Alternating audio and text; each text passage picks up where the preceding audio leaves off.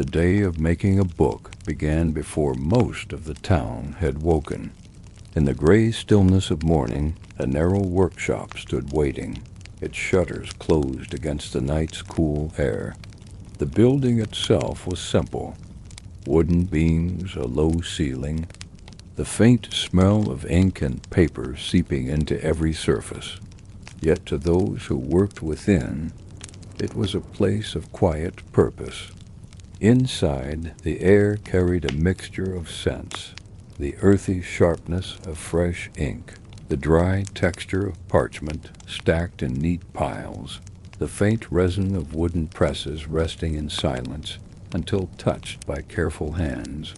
The benches and tables were worn smooth by years of labor, each groove and mark telling of past efforts, of countless letters shaped, countless pages pressed, countless hours bent over a sheet by candlelight.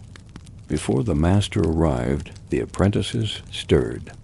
Their footsteps were soft, deliberate, for even in preparation the workshop was never a place of noise. One swept the floor, clearing away scraps of paper and shavings left from trimming edges. Another stacked sheets on a wooden table, aligning the corners with slow precision. A third checked the inkstones, ensuring that yesterday's mixtures had not dried too thick to use. The shutters creaked open, and a slant of pale light entered, falling across the tools. Quills of goose feather rested in a row, their tips cut fine and sharp. Wooden trays for movable type lay empty, waiting to be filled. Leather thongs hung ready for binding, spools of thread set neatly beside them. Even when untouched, these tools gave the room a sense of readiness, as though they were listening for the moment when hands would bring them to life again. Soon the master printer or scribe entered, moving with the slow authority of one who had spent a lifetime among letters and ink. His eyes swept the room, noting each detail, each preparation. A word here, a nod there, and the apprentices adjusted their tasks. Nothing was rushed. Books were not made in haste, but through steady rhythm and patience. The workshop itself seemed to breathe in time with that rhythm, quiet, focused, unbroken. Outside, the town was stirring, carts rumbling on stone streets, roosters calling in distant yards, bells tolling the hour. But within the workshop, time moved differently. Here, the day would be measured not in hours, but in pages, each one a step toward a finished whole. Every sound, the scratch of a quill, the creak of a press, the rustle of pages turned, would weave into the music of the day's labor. To begin a book was to begin a journey. The paper was blank, the tools were silent, the ink still resting in its jars. Yet already there was a sense of what would come. Words would soon take form, pages would gather, and knowledge, once scattered in thought and voice, would find shape in the binding of a single volume. So as the first light of dawn touched the beams and tables, the workshop awoke not with noise, but with calm. Each step, each preparation, each gesture was part of the beginning, the slow unfolding of a task that would outlast the day, the year, and perhaps even the century. For within these quiet walls, the story of a book was about to be written, not only in ink, but in patience. Before words could be written, before ink could be pressed or illustrations painted, there had to be a surface on which those words and images could live. In the 15th century, the making of books began not with letters, but with paper and parchment, the quiet foundations of every page. Stacks of fresh paper stood in the workshop, their edges neatly aligned, their sheets pale and slightly rough to the touch. This was not the perfectly smooth paper we know today, but handcrafted, each sheet made slowly in vats of water and pulp. The fibers were pressed together, dried, and sometimes marked with faint patterns, watermarks that showed who had made them. To hold a single sheet was to hold hours of work, the labor of men and women who had strained pulp, dipped wooden molds, and hung sheets to dry in long rows. Parchment, too, was still used, though it was costlier. Made from the treated skins of animals, it was strong, smooth, and lasting. Some books, especially those meant to endure, still carried parchment pages. They gleamed faintly in the light, their surfaces tight and cool beneath the hand. To prepare such material required patience, scraping, stretching, and smoothing until each sheet lay thin and even, ready to accept ink. Apprentices handled these sheets with care. No ink had yet touched them, yet they already carried value. A single blot, a crease, or a tear could ruin their use, for a page was not easily replaced. Each one was precious, each one expected to serve a purpose in the book that was slowly taking shape. The paper was stacked in tall piles on wooden boards. Protected from damp air, parchment sheets were hung or laid flat, sometimes weighted with stones so they would not curl.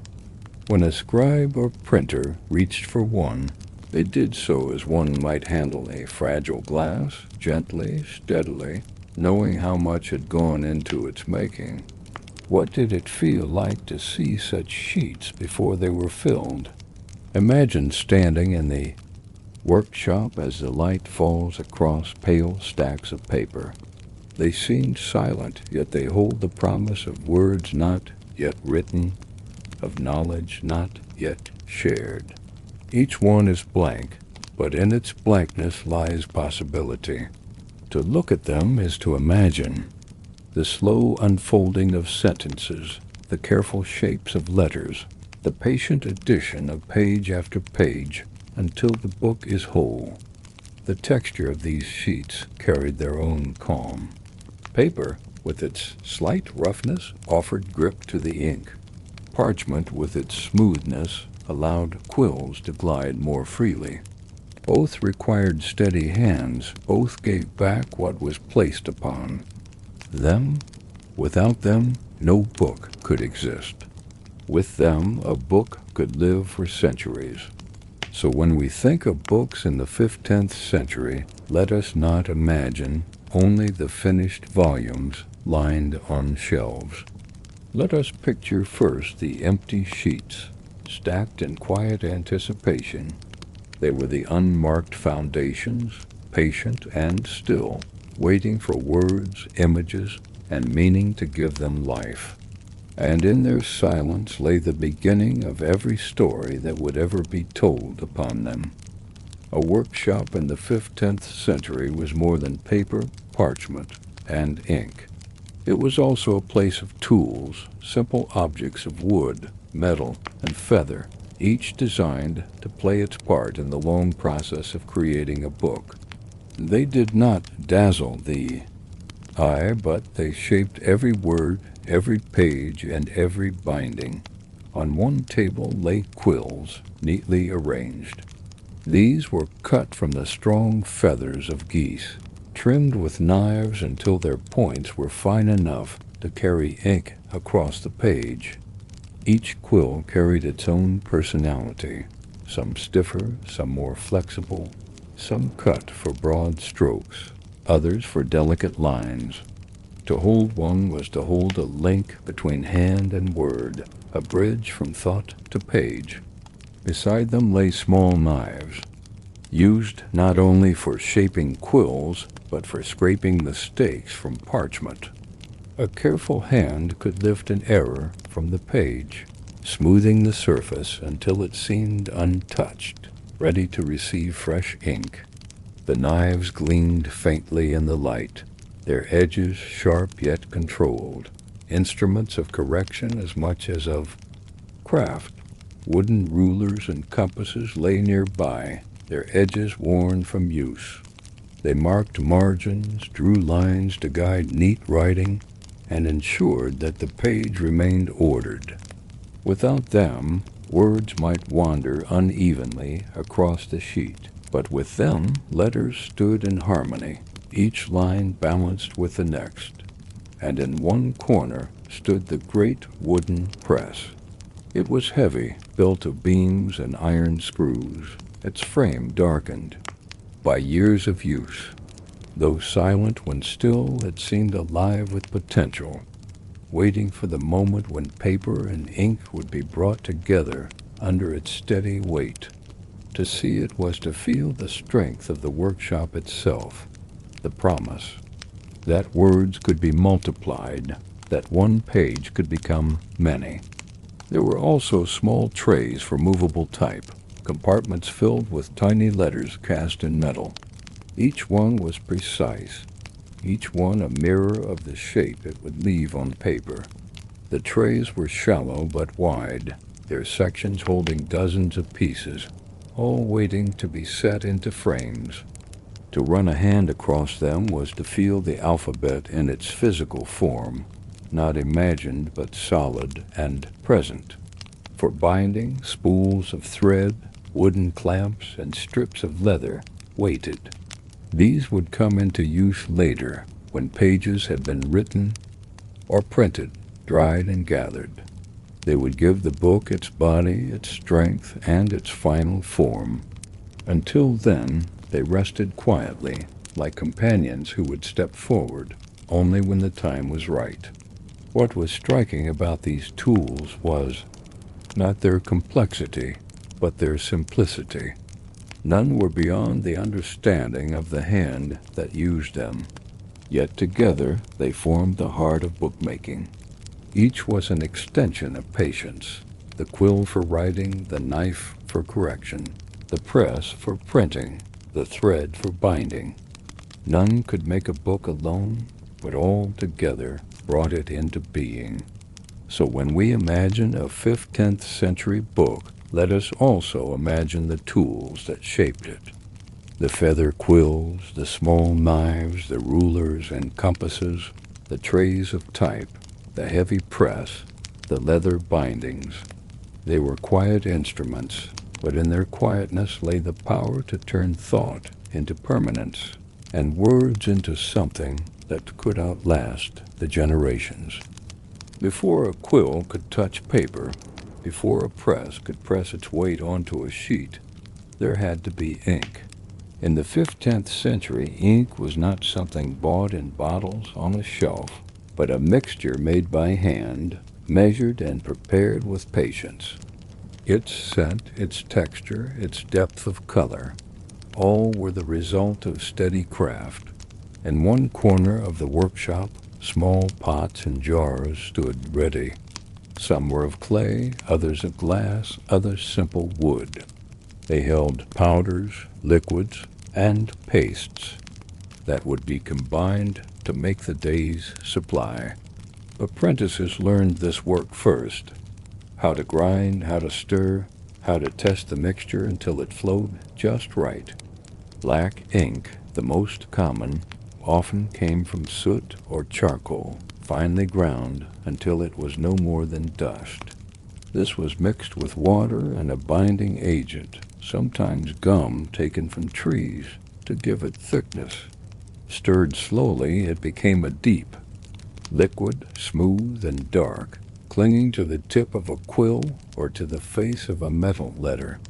To see it in the jar was to see the promise of countless words waiting to be born.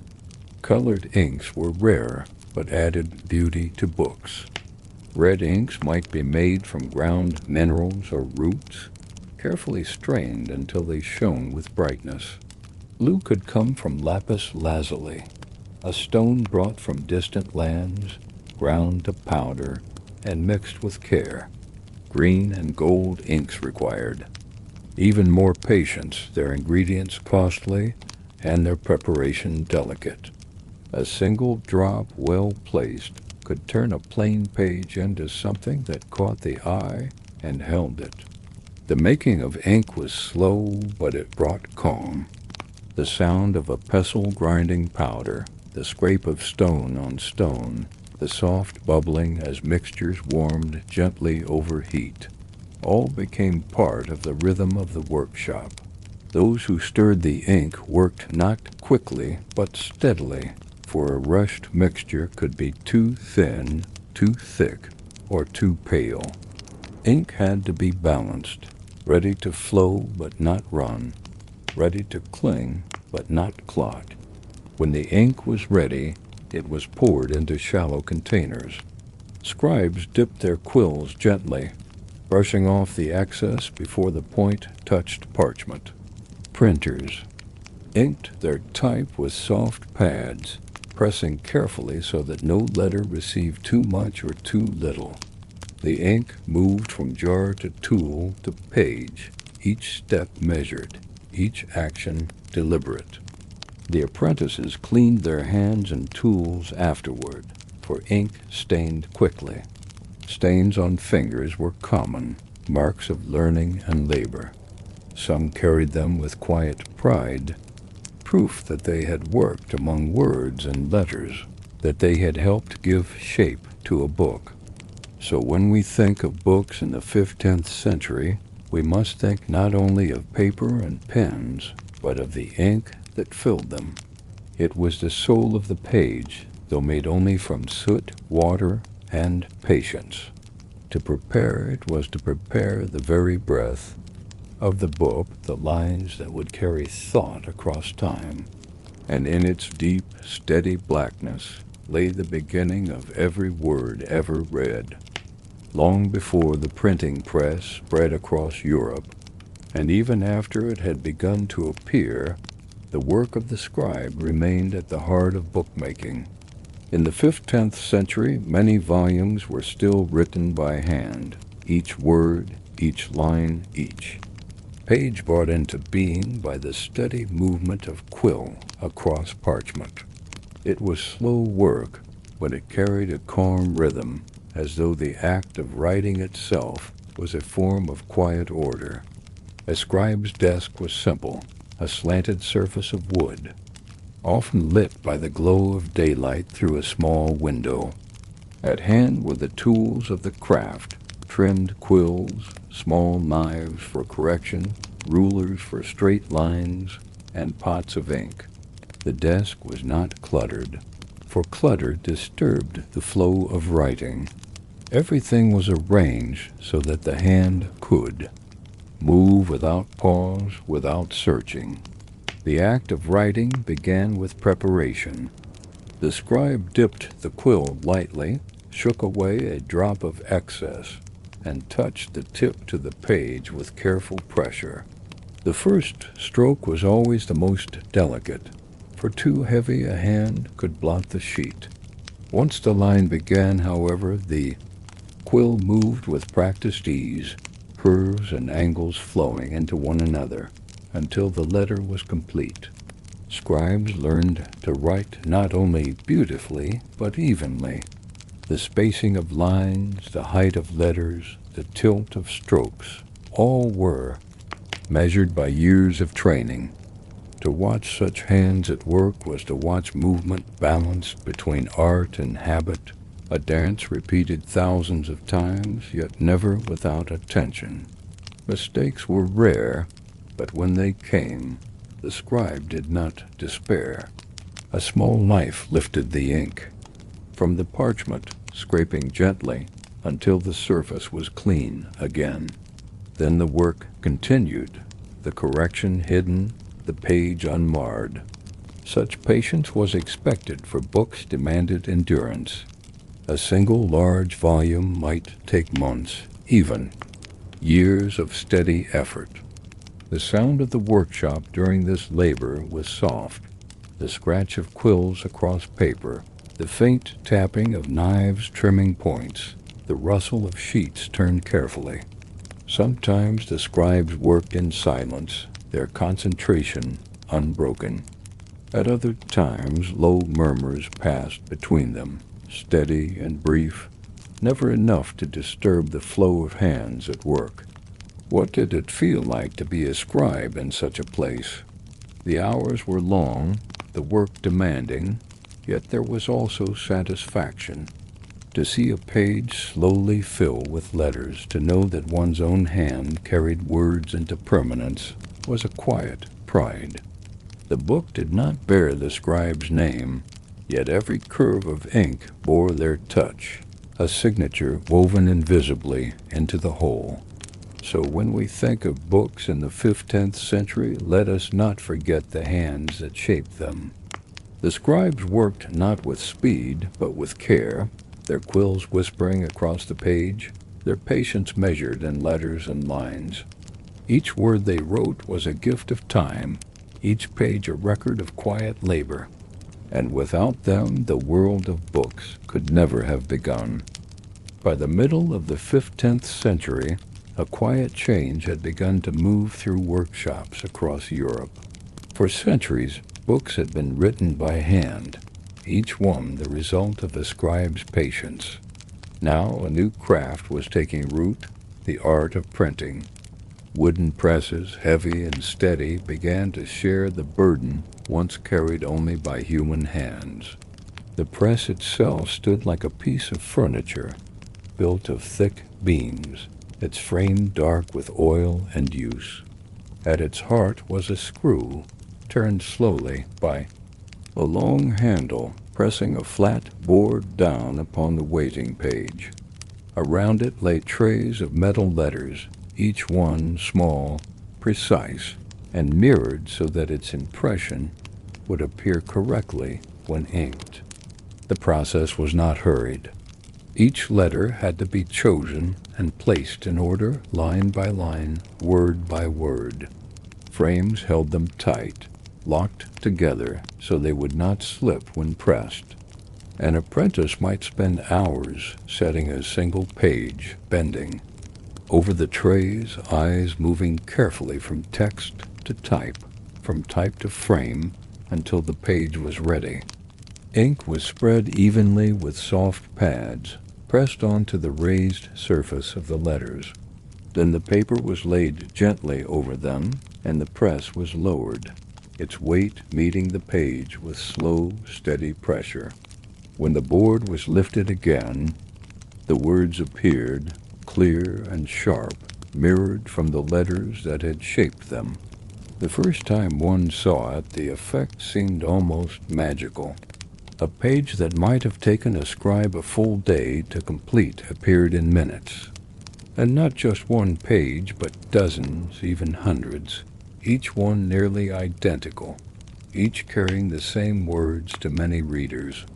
What had once been rare could now be shared. What had once taken years could now be finished in weeks. Yet the press did not sweep away the scribe. The two coexisted for many years. Some books still demanded the beauty of hand-drawn letters, the grace of a careful hand. Others embraced the strength of the press, the efficiency of multiplying knowledge. Together, they shaped a century in which books became both art and tool, both treasure and companion. The workshop of a printer was filled with new sounds, the thump of the press as it came down, the creak of wood under strain, the shuffle of papers as sheets were dried and stacked. Yet even these were steady sounds, rhythmic and sure. There was no rush, no frenzy. Printing, like writing, demanded patience. Only now was patience shaped by machines as well as hands. So when we think of books in the 15th century, we must imagine this quiet balance. Scribes at their desks, quills moving across parchment, and printers at their presses, turning type into words that could travel farther than ever before. It was not a loud revolution, but a slow one measured in pages, guided by steady hands, and marked by the calm persistence of those who believed that words were worth preserving. The press could not function without its letters. Each page of printed words was built from countless small pieces of type, each one a single character cast in metal. Before they could be arranged into lines, before ink could touch their surfaces, those letters had to be made, one by one, with precision and care. In workshops devoted to this craft, the air was filled not with ink, but with the sharper scent of metal and the steady tap of small tools. Here, craftsmen known as punch cutters shaped the alphabet into its physical form. Their work was slow, delicate, and demanding.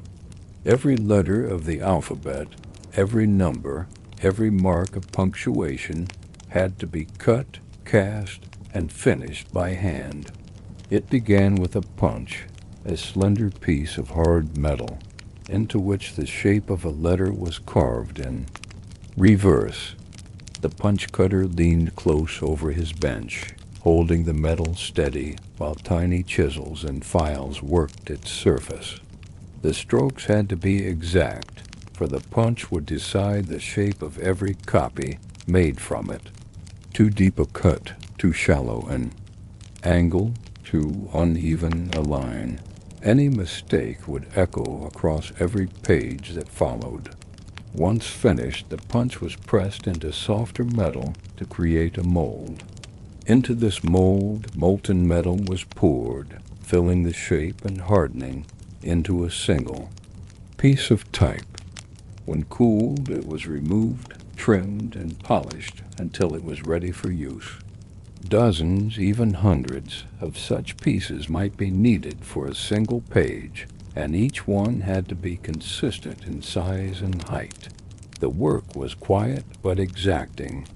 The sound of a file rasping against metal, the gentle tap of a hammer, the clink of finished type falling into a tray, these were the sounds that filled the workshop. To an outsider, they might seem repetitive. To the craftsman, they were the steady rhythm of a skill perfected over years. The trays filled slowly. A single compartment might hold only one letter, repeated many times. Another held spaces, thin slivers of metal used to separate words. Together, the compartments formed the alphabet in physical form, ready to be set into frames and pressed into paper. To see such a tray was to see language made tangible. Letters no longer lived only in thought or on parchment, but in small blocks of metal that could be touched, held, and arranged.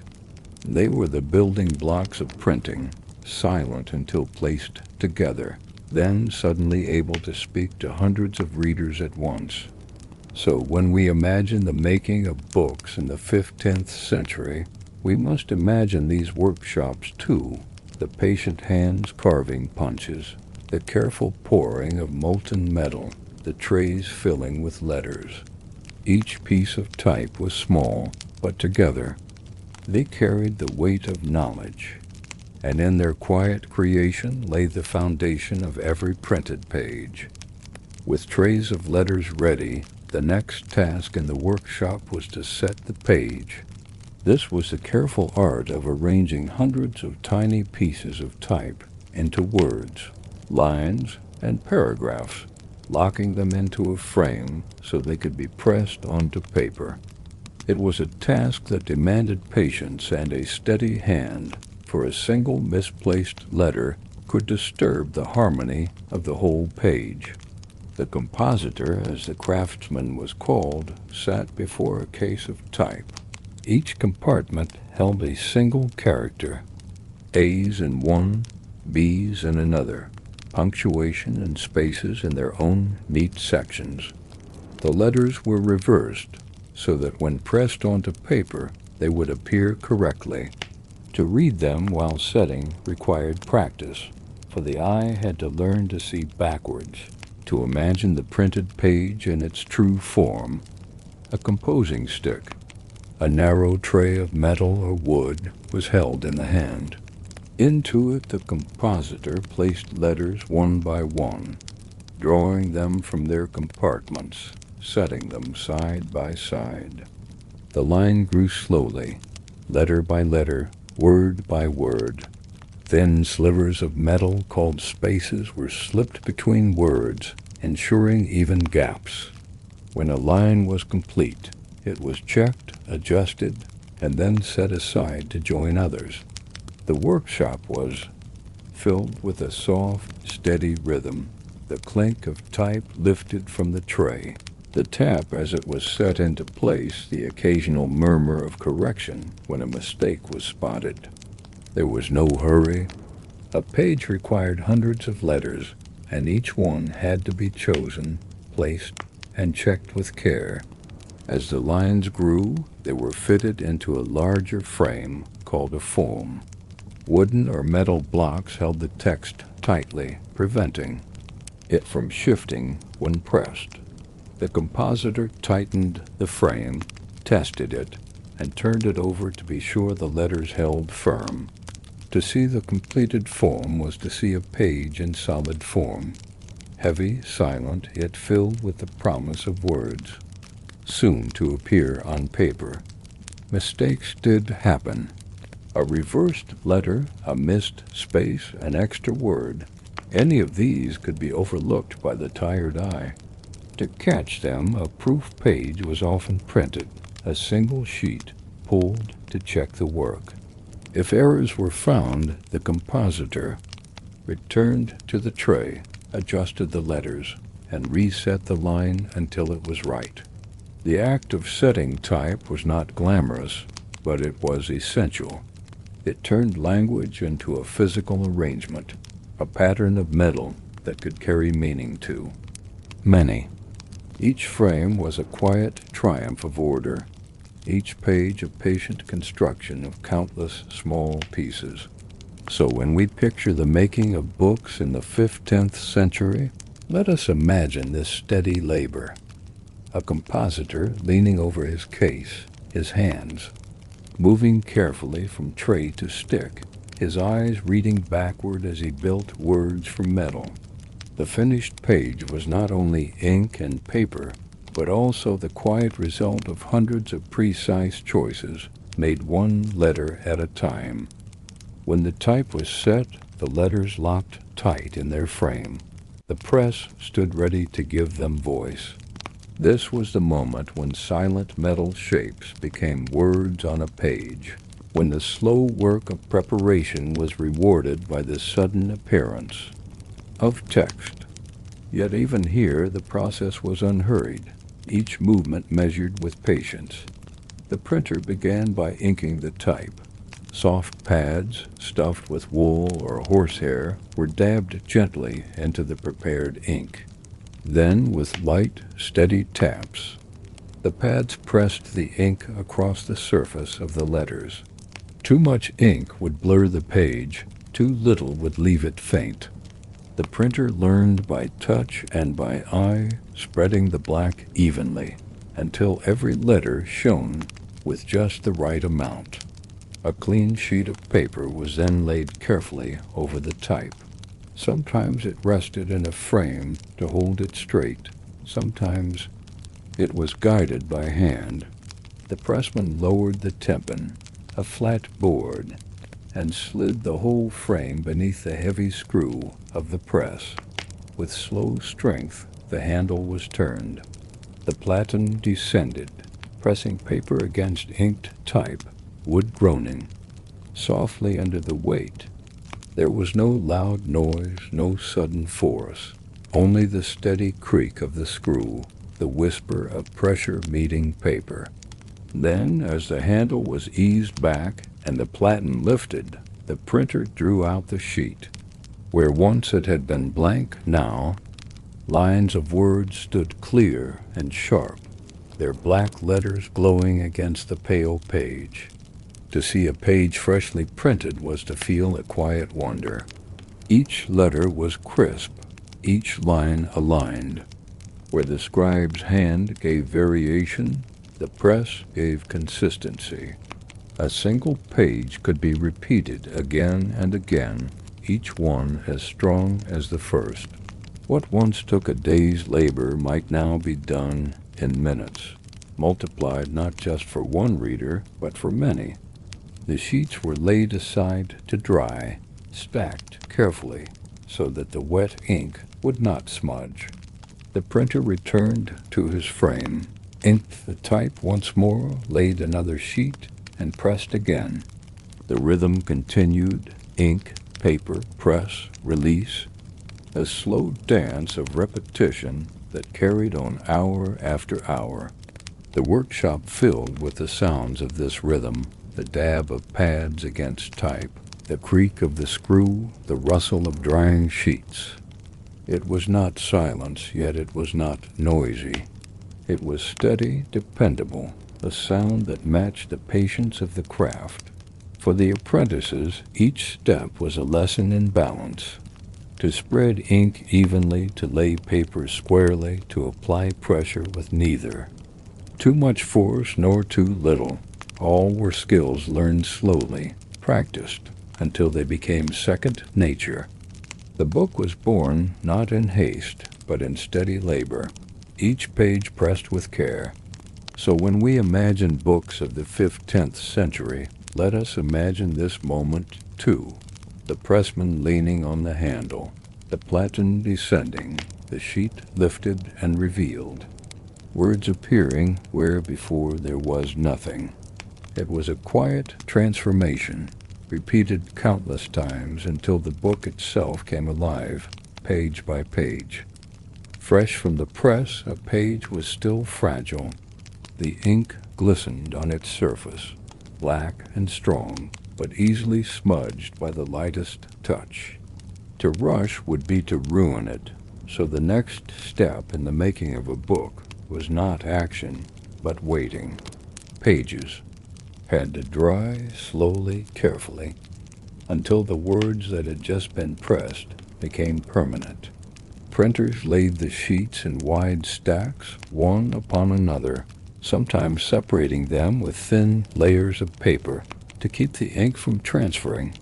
Apprentices moved with care, their hands steady as they lifted each new page from the pressman and carried it to the drying area. A slip, a smear, a misplaced corner, any of these could spoil the sheet. Patience was the rule. In some workshops, lines of string were hung, and pages were clipped or laid across them, swaying gently in the air. In others, broad boards or shelves held the sheets in layers, their surfaces spread out to catch the breeze. The room grew full of them, white fields of paper covered in fresh black text, the scent of ink rising faintly into the air. The wait was not short. Hours, sometimes days, passed before the sheets were ready to be handled fully. During this time, the workshop carried a quiet balance. At one end, the press thumped steadily, producing new pages. At the other, apprentices checked the drying sheets, lifting corners to see whether the ink had set, rearranging stacks so that air could move between them.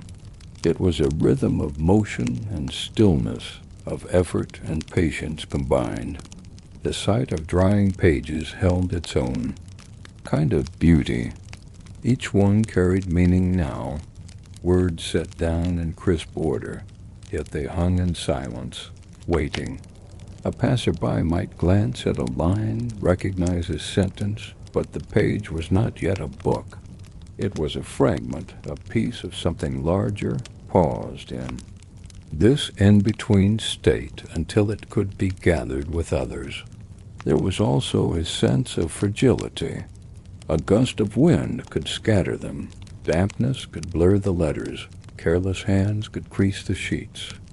Every precaution was taken. Windows were opened, just enough to let in air, but not rain. Fires were kept distant, their warmth too dangerous near paper. Apprentices moved slowly, for haste was the enemy of the page. And yet there was calm in this waiting. Just as ink had to be prepared with care, so too did it need time to rest. The stillness of the drying room matched the stillness of the book in its making, a reminder that not all progress came from pressing or cutting or binding. Some steps came from leaving things alone, letting time complete the work. So when we picture books in the 15th century, let us not forget the sight of drying pages, rows of sheets hung like pale banners, stacks spread neatly on boards, the air filled with the faint smell of fresh ink. They were not yet bound, not yet held in hand, but already they carried thought across their surfaces, and in their quiet pause they showed that patience was as important as skill in the long birth of a book. Even in the most careful workshop, mistakes appeared. A scribe might slip with the quill, a printer might set a letter in reverse, an apprentice might smudge a fresh page. Books demanded perfection, yet they were made by human hands. And so, correction was part of the craft, a quiet discipline woven into the making of every volume. For the scribe, correction began with the knife.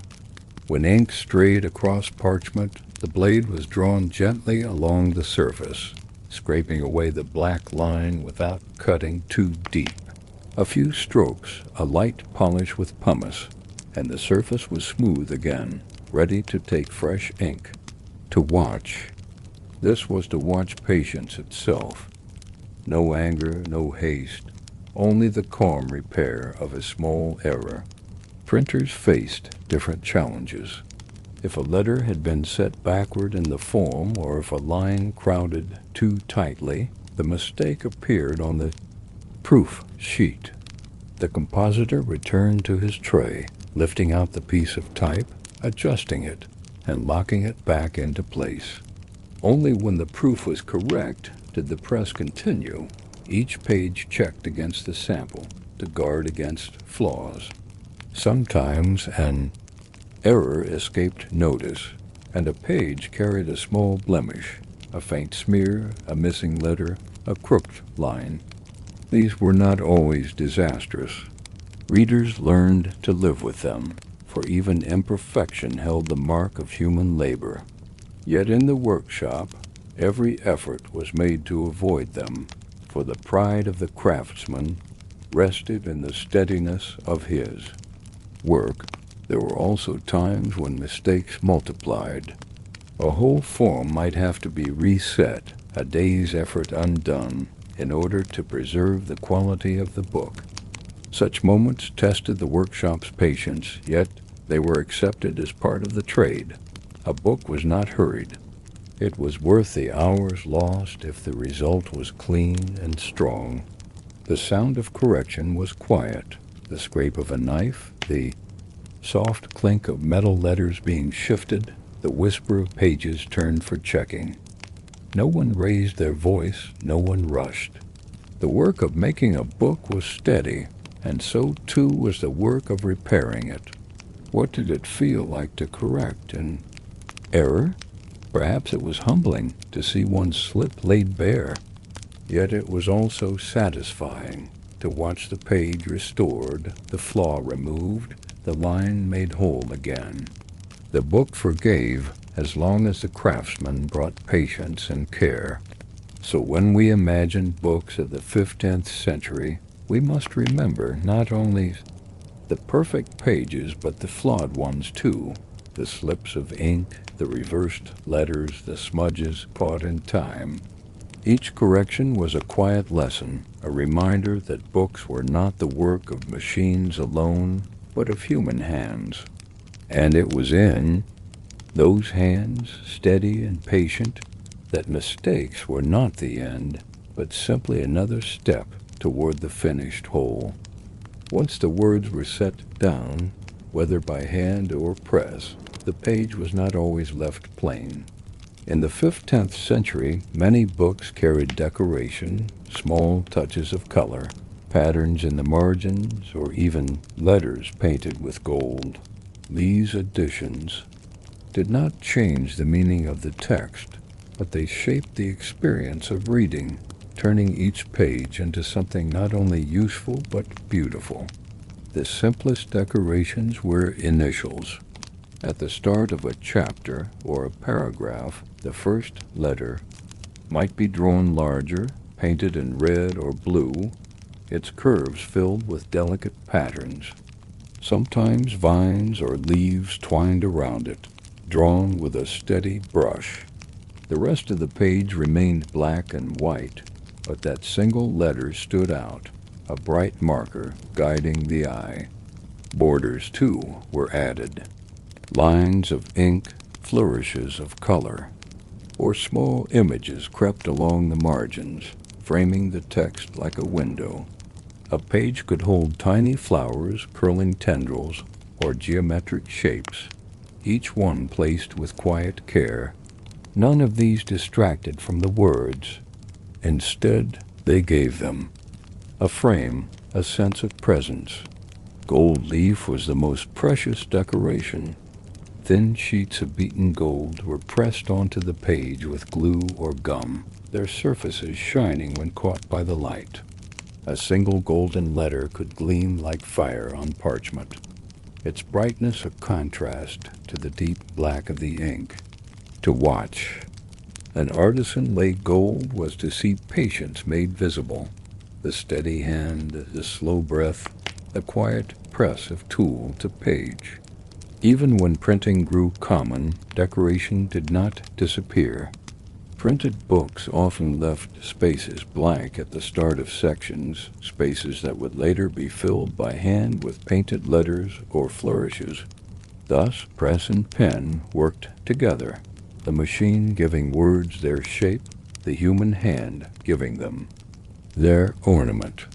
The workshop grew silent during this work. Brushes dipped into small pots of paint. Gold leaf rustled softly as it was lifted. The tip of a fine knife trimmed stray edges. It was delicate labor, easily ruined by a slip. Yet when done well, it gave the book a sense of dignity, of care, beyond the words themselves. What did it feel like to open such a book? Imagine lifting a cover, turning a page, and seeing letters not only written but illuminated. The glow of gold, the deep red of ink, the curling vines in the margins, all spoke of time and attention, of beauty added to knowledge. Reading became not only an act of learning, but an experience of quiet delight.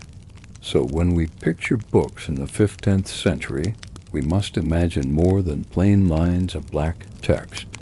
We must see the initials painted in color, the borders curling. Like leaves, the golden letters shining softly. Decoration was not necessary, yet it gave life to the page, reminding all who turned it that a book was more than words. It was also care, patience, and art. Not every book of the 15th century carried pictures, but those that did held a special charm. Words alone gave knowledge and story, yet when images were added, the page spoke in two voices, one of text, one of illustration. Together, they deepened the experience, offering both meaning and beauty. One of the most common ways to add pictures was through woodcuts. A craftsman carved a design into a block of wood, leaving the lines raised above the surface. These raised lines, when inked, would transfer their shapes onto the page, just as type did. A single block could print the same picture again and again, allowing books to carry images in many copies. The carving of a woodcut required patience. A steady hand guided the knife through the grain, cutting away the spaces, leaving behind the figure of a person, the outline of a building, the shapes of plants or animals. Each line had to be clear, each detail bold enough to show when pressed in ink. Once finished, the block itself became a quiet companion to the type, waiting to be placed beside words on the press. When printed, the images were often simple, but they carried strength. A reader might see a saint, a scholar, a king, or a scene of everyday life. Buildings stood in outline, fields stretched in patterns, ships sailed across waves of carved lines. Though not filled with color at first, the black and white images gave form to ideas that words alone could not. Some books went further, with illustrations added by hand. After the text and woodcuts were printed, artists took up their brushes and paints. They filled shapes with red, blue, green, or gold, turning plain images into bright scenes. Faces, clothing, and landscapes emerged. In color, each page unique. No two copies of such a book were ever quite the same, for each painter added a personal touch. The workshop, during this stage, grew hushed. Brushes whispered across the paper, colors spread in small pools, and images slowly took shape. A reader of such a book centuries ago would not only follow the words but pause at the pictures, letting their eyes linger on painted detail before returning to the text. What did it feel like to turn such pages? Imagine the moment when, after lines of black ink, an image appeared. The figure of a scholar bent over a desk, the outline of a town, the flowing lines of a river, all carved and printed by hand. Then imagine those same figures filled with color, a red robe, a golden halo, a green field, a blue sky. The page became more than information. It became a quiet window into another world. So when we think of books in the 15th century, let us remember not only the letters, but the pictures that sometimes accompanied them. Whether carved in wood or painted with brush, these illustrations gave voice to imagination, turning the book into both a vessel of thought and a gallery of art. And in their calm presence, they reminded the reader that knowledge could be seen as well as read. Once the words had been printed, the ink dried, and the pages decorated or illustrated, the book was still far from complete. What lay in the workshop then were loose sheets, hundreds of them stacked in neat piles. To turn them into a volume, they first had to be gathered, ordered, folded, and arranged so that the story or knowledge they carried could flow without break.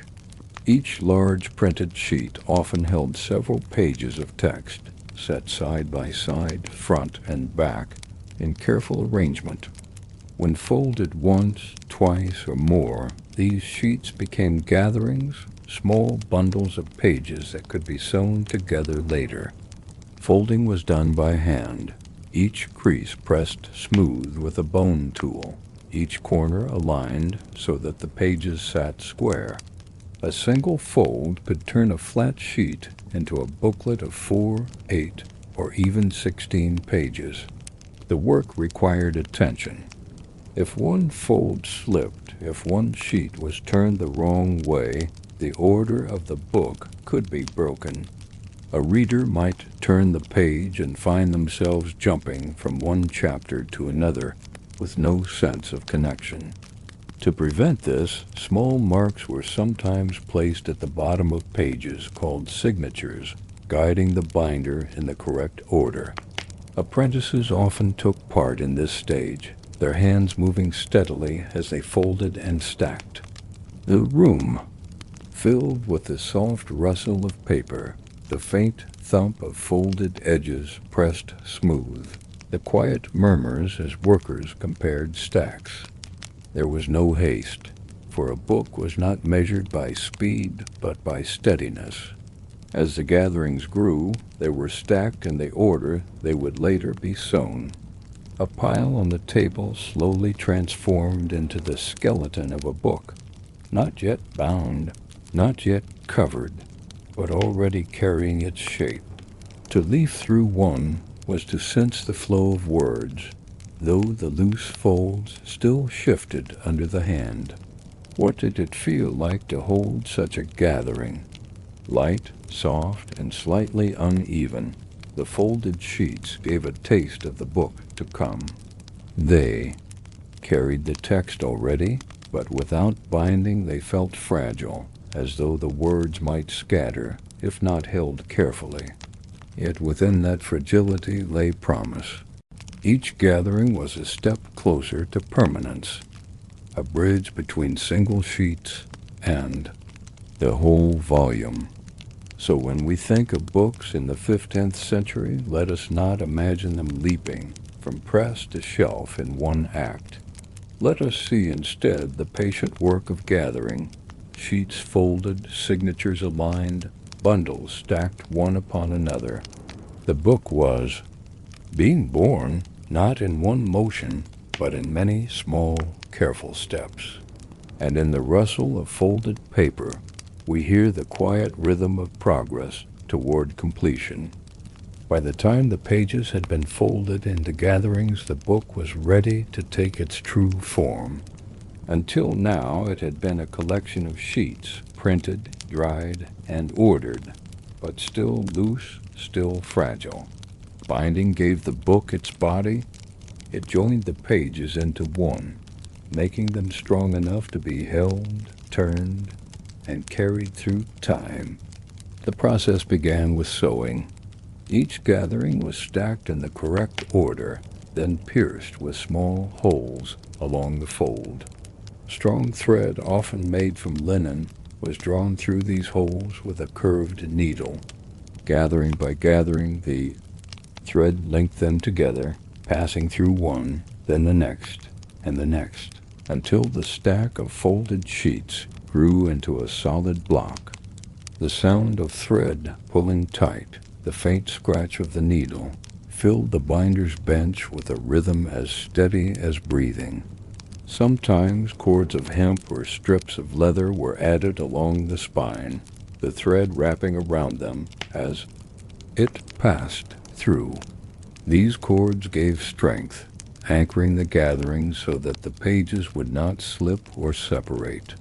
Later, they would be built into the cover itself, hidden beneath leather or wood, their strength unseen but lasting. Once the sewing was complete, the block of the book was pressed. Heavy boards or a wooden press flattened the gatherings, smoothing the folds and tightening the thread. The book now felt different in the hand, no longer a set of papers that shifted and rustled, but a single form, firm and steady, ready to carry its words for generations. The edges could be trimmed at this stage, cut straight with sharp knives so that the pages lay even. Sometimes they were left rough, their unevenness a sign of handmade care. Each workshop chose its method, but in all cases the goal was the same: to prepare the book for its outer clothing, the cover that would protect it. The calmness of this stage was striking. There was no noise of presses, no clatter of type, no rustle of decoration. Only the quiet sewing of gatherings, the tightening of thread, the soft pressing of pages into order. It was a work of hands, of patience, of repetition, until the block stood complete. What did it feel like to hold a book at this moment, just after binding? The spine was bare, the cover not yet added, but already the book carried its weight. The pages turned in sequence, one after another, the story or knowledge flowing as intended. It was unfinished, but it was whole, a body waiting for its clothing, a voice waiting for its echo. So when we picture books in the 15th century, let us remember this quiet stage, the gatherings sewn, the block pressed, the edges trimmed. Binding was not only about strength, it was about transformation, the moment when scattered leaves became one, and in that unity the book found its first breath of permanence. Once the gatherings had been sewn into a block, The book was strong enough to hold together, yet it was still vulnerable. The pages, though bound, could be bent or torn, the spine exposed to wear.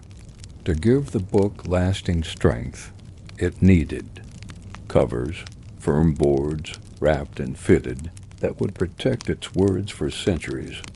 In the 5th–10th century, covers were most often made from wood.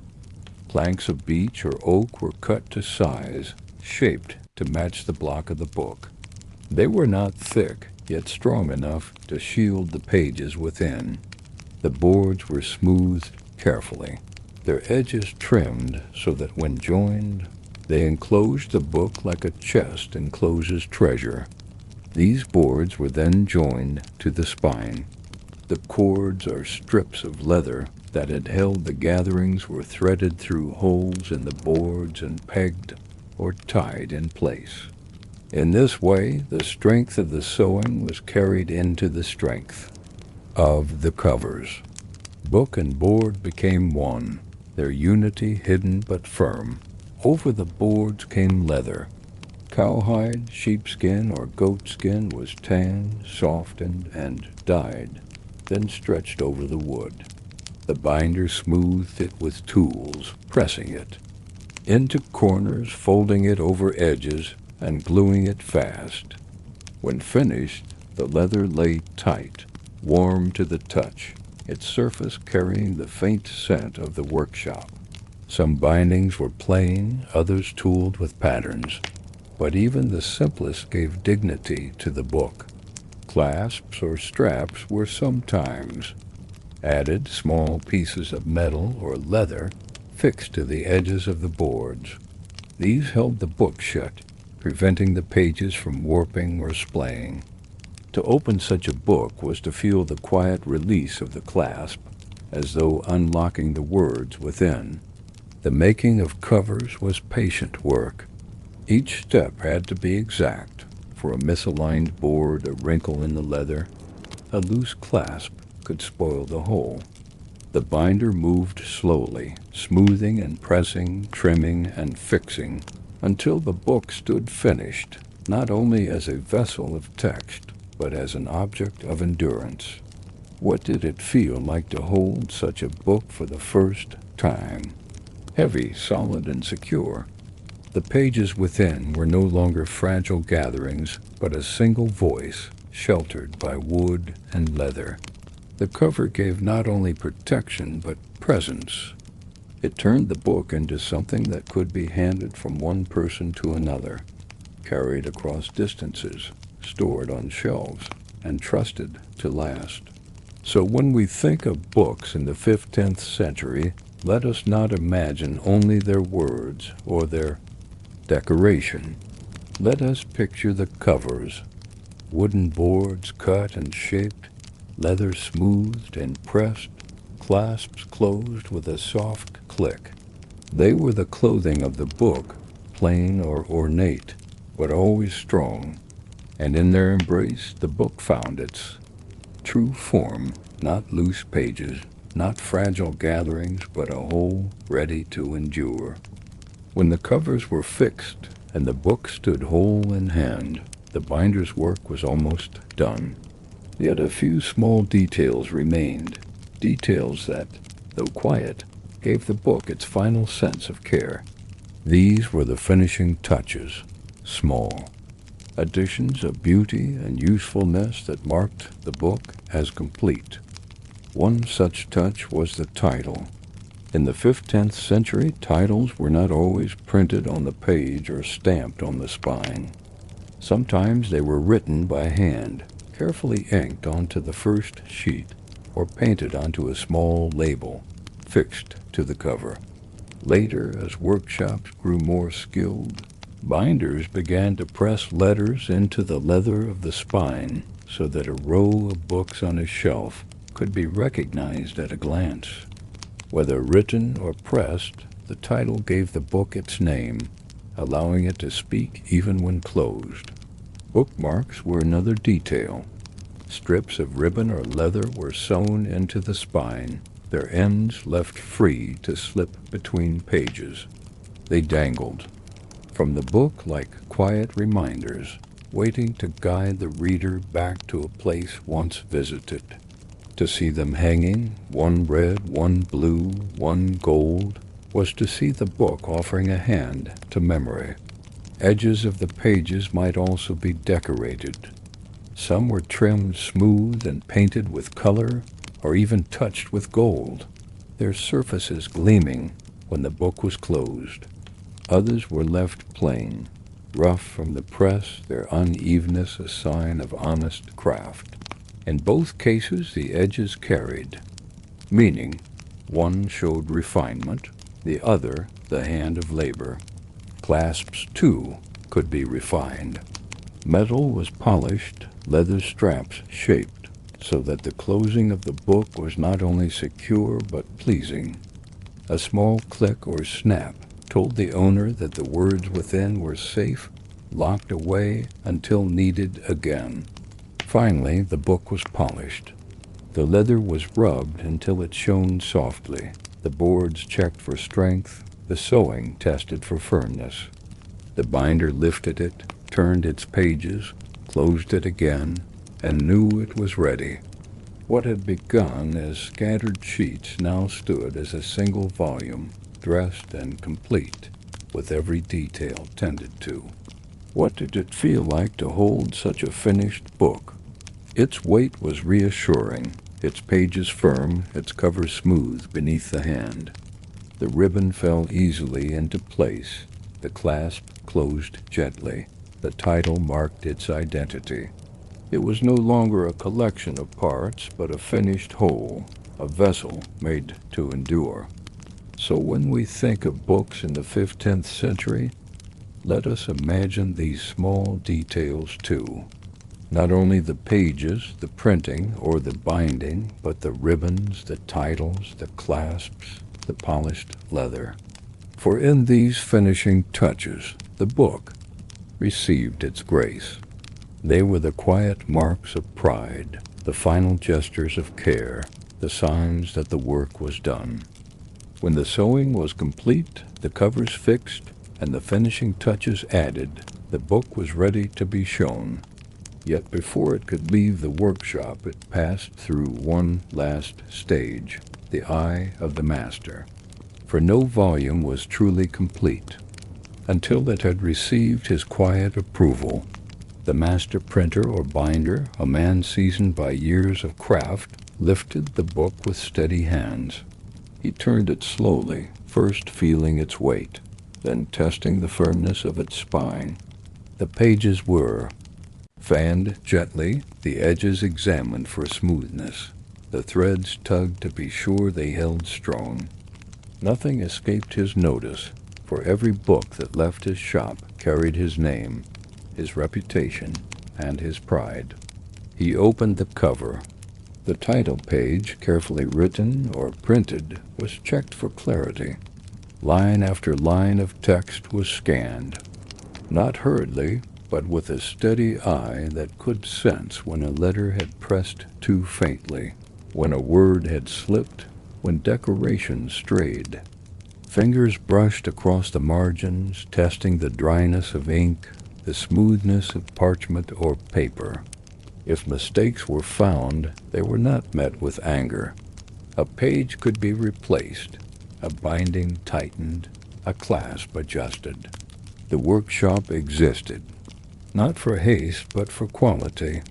Better a day lost than a book that would not endure.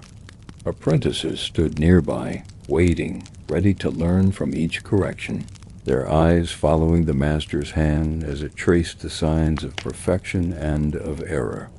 When at last the master closed the book, he often paused. The clasp clicked shut, the leather cover warmed beneath his palm, and for a moment he felt the weight not only of wood and parchment, but of the work that had gone into it. Hours of cutting, folding, inking, pressing, drying, sewing, polishing, all now hidden within this simple object. A book that, if cared for, might last for centuries. Then, with a nod or a quiet word, he gave his approval.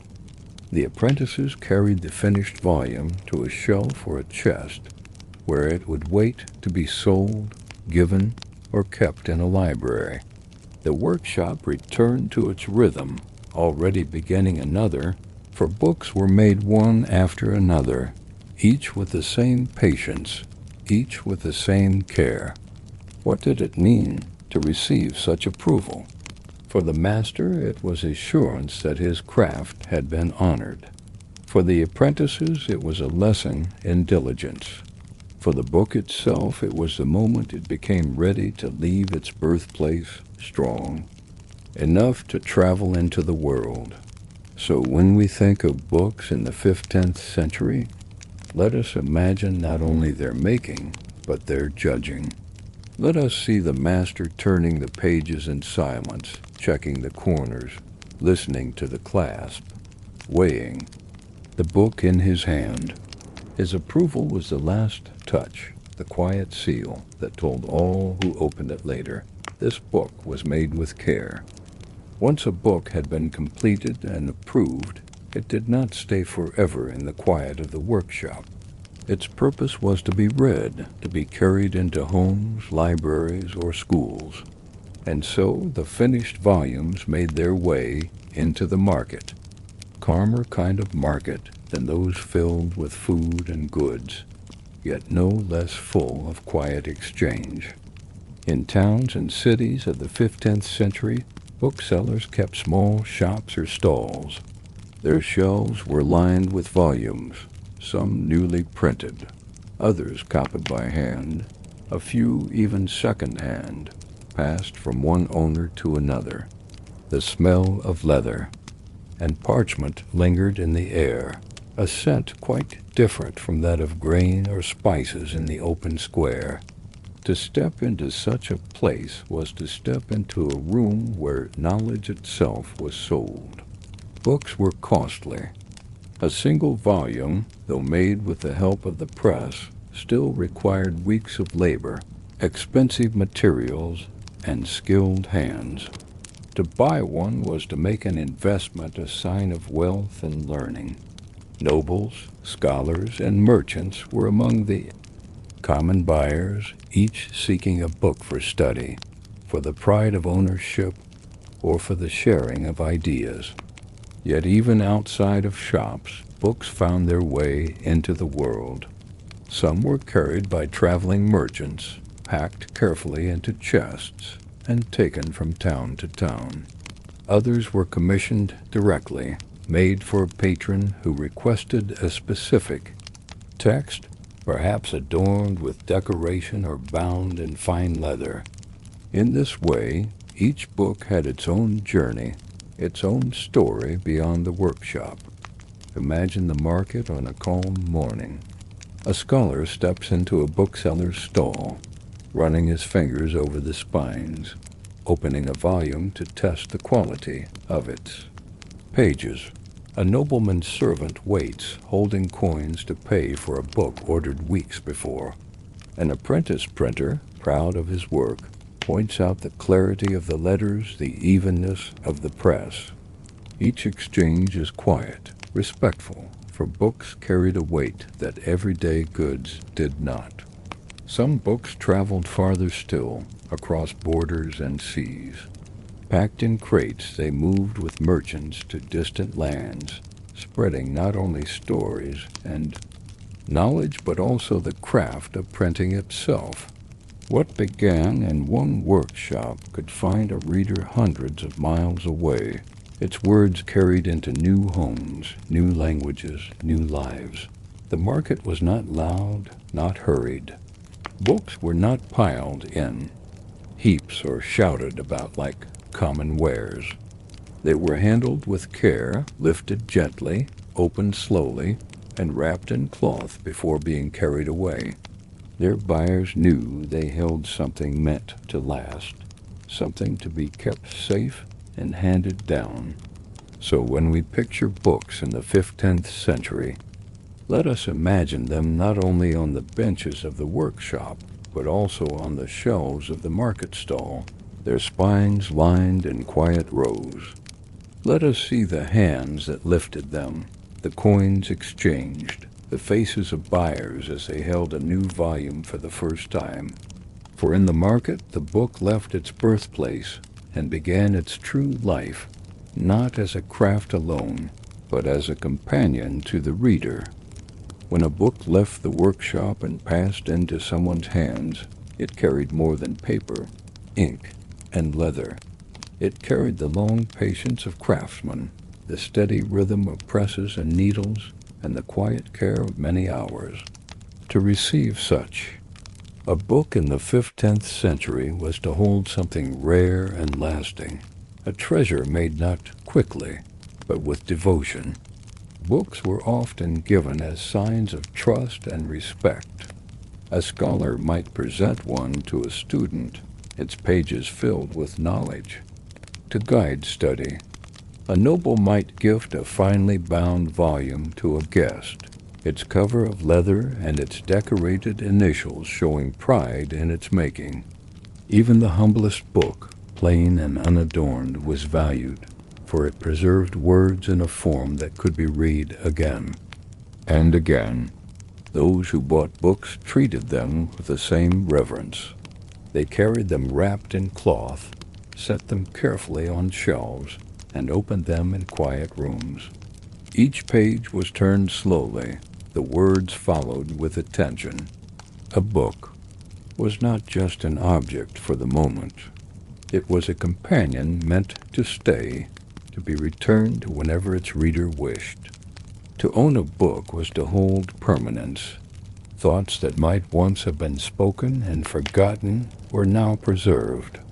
Knowledge, stories, and records of life were fixed on the page, safe from fading memory. A book was not bound only for its first reader, but for many who would one day open its cover and trace its lines. And so, when we picture books in the 15th century, we should see not only the presses, the folding, and the binding, but also this final act, a finished volume resting in waiting hands, its boards firm, its pages neat, its clasp closing with a soft click. That moment was the quiet reward of all the labor before it, the gift of a book complete and enduring.